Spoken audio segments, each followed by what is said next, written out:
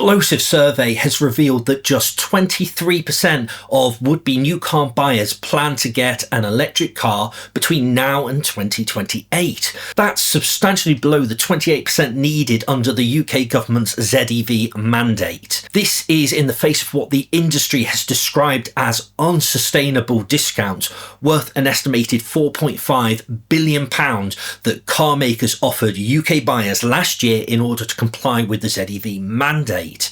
It's clear that something's got to change.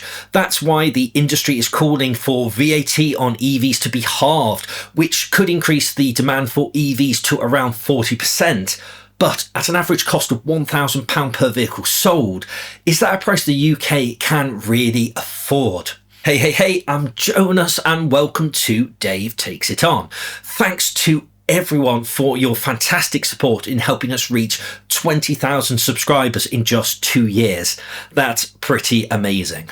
It may seem odd for this video to be about concerns for EV demand when the UK has been incredibly successful in driving EV adoption. Figures from 2023 put the UK at number 6 in the world, and the UK was actually able to pull ahead of Germany in 2024. But not everything has been smooth sailing when it comes to electric vehicles. A recent report by the Public Accounts Committee highlighted that the UK's EV charging rollout has been patchy and behind schedule.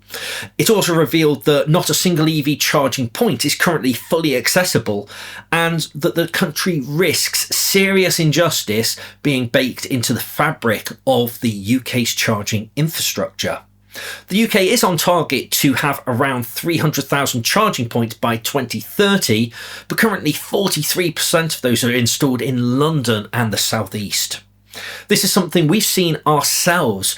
It wasn't long ago we released a video calling Preston an EV charging desert, though it has seen an amazing transformation in just the last 6 months. In fact, we filmed a nighttime Instavolt installation over on the Preston docks recently, and we've covered other larger installations. The thing to bear in mind is that the government is pushing EV adoption hard. Whilst the transition to zero emissions vehicles has moved around, first for 2030, then pushed back to 2035, and now brought forward to 2030, the UK has accepted that it must phase out fossil fuels to meet climate targets and improve health outcomes.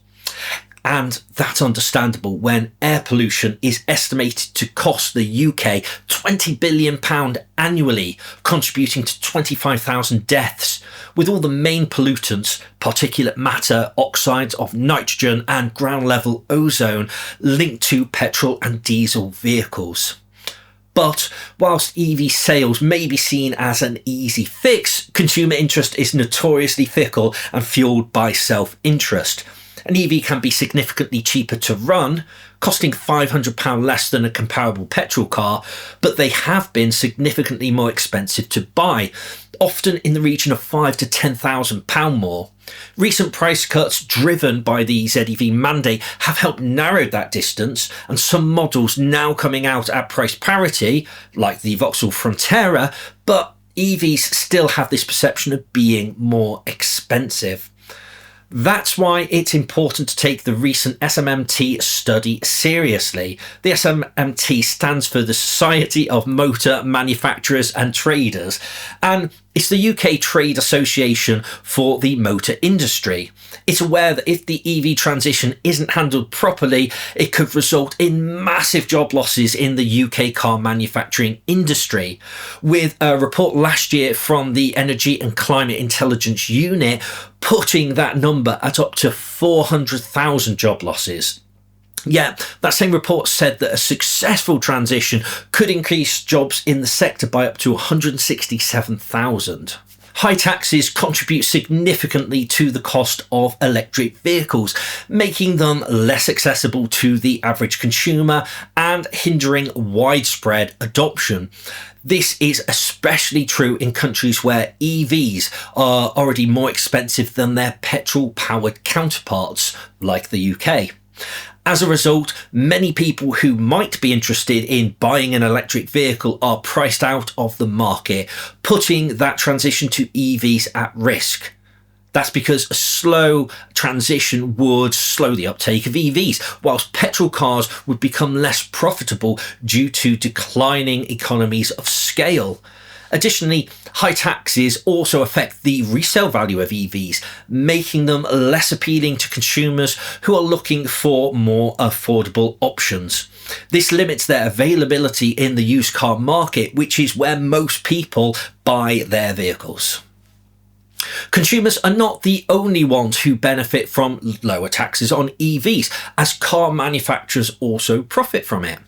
Lower taxes would allow manufacturers to reduce their prices, making their products more competitive in the market. This would lead to an increase in demand, resulting in more sales and revenue for the companies. Lower taxes would also enable companies to invest more in research and development, leading to better and more efficient electric vehicles. Reducing VAT on electric vehicles is not only beneficial for the economy, but also for the environment. With more people switching to electric vehicles, there would be a significant decrease in greenhouse gas emissions, contributing to a cleaner and healthier environment. The adoption of electric vehicles would also reduce our reliance on fossil fuels, which would lead to a decrease in air pollution. Lowering taxes on EVs would be a step in the right direction towards a more sustainable future. If it's that simple, then why stop there? Eliminating VAT on EVs altogether would further reduce prices and stimulate demand, allowing the government to easily hit the target set by the ZEV mandate. But given that EVs already contribute £2.5 billion in VAT, that would put a substantial dent in government revenue. And this is at a time when the government is already looking to cut benefits, particularly related to PIP for those with disabilities and health issues.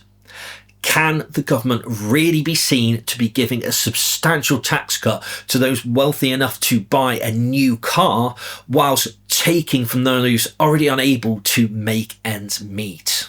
The real issue is politicians' unwillingness to think outside the box. If the government raised tax on higher earners to those levels seen in the mid-20th century, then it wouldn't have to make any of these tough decisions. That would also curb income inequality, which has been a driving factor behind asset inflation, for example, housing prices. Wouldn't it be nice if the government could properly fund public services, encourage EV sales, and not have to take from those who can least afford it? So what do you think? Should the government be cutting the VAT on EVs in the current political climate? Could it find another way, like reducing existing subsidies on gas and oil?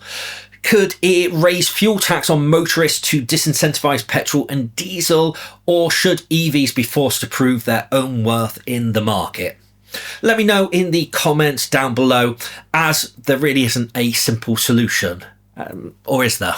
If you've enjoyed this video, then please do give us a like and consider subscribing to the channel. And of course, a massive shout out to all our Patreon supporters for allowing this channel to keep running. We've still got a long way to go until this channel pays for itself, and it really is a passion project at the moment. Thanks for watching. I'm Jonas.